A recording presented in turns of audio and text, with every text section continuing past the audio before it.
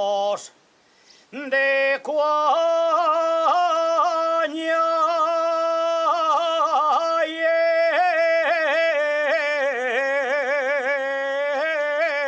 en lo más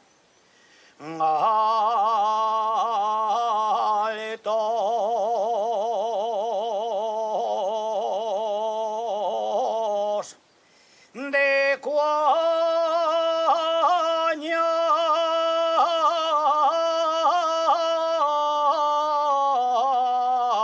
hay una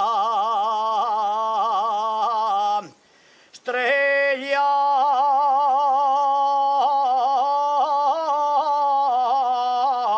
de nieve,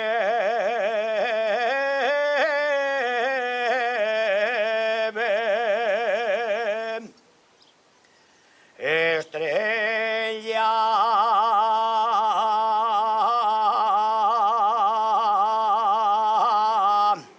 de nieve,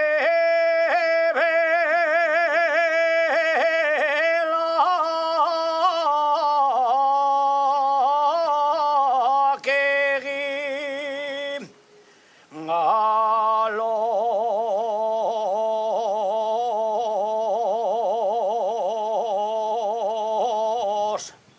vaqueros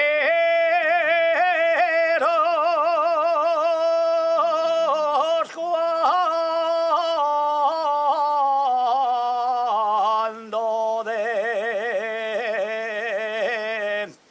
noche